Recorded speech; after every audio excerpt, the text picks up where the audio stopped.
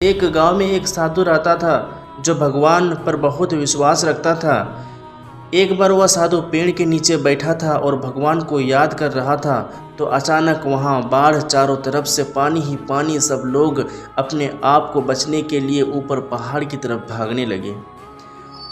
उसमें से एक आदमी देखा कि इस हालत में कि साधु जी भगवान की तपस्या कर रहे हैं, और वह सोचा कि अपने आप को बचने के लिए कहीं जा क्यों नहीं रहे हैं। तो उसे साधु से बोला कि अरे आप कहीं जा क्यों नहीं रहे हो, आप भी मेरे साथ ऊपर पहाड़ की तरफ चलो, नहीं तो डूब जाओगे। साधु बोला, अरे हमें क्या होगा, मैं भगवान से इतनी तपस्या करता हूँ, मुझे कुछ नहीं हो सकता, मुझे भगवान अपने आप बचाएगा। धीरे धीरे पानी साधु के कमर तक आ गया। अब लोग वहाँ से नाव लेकर निकलने लगे, तो उनमें से एक साधु ने कहा कि अरे पानी आपके कमर तक आ गया, आप हमारे साथ चलो। तो साधु ने कहा कि नहीं नहीं, भगवान मुझे अपने आप बचाएगा, और वह नाव वाला भी वहाँ से निकल गया। कुछ देर बाद पानी इतना बढ़ गया कि साधु के सर तक पहुँच गया, और अब वह लोगों के बचने के लिए हेलीकॉप्टर निकलने लगे।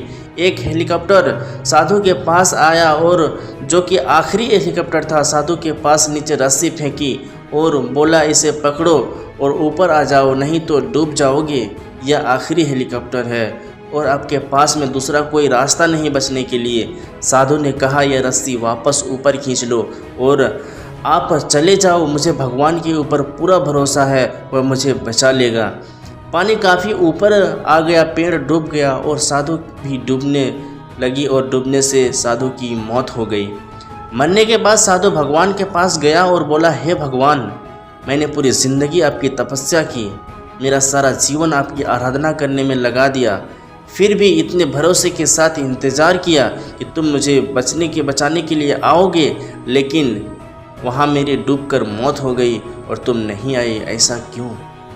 भगवान बोले, मूर्ख इंसान, एक नहीं 3 बार आया, वो तीनों बार मैं ही तो था। पहला पैदल, दूसरा नाव के द्वारा और तीसरा हेलीकॉप्टर के द्वारा, लेकिन तुमने मेरा एक भी अवसर पहचान नहीं पाया। पता नहीं किसका इंतज़ार कर रहा था।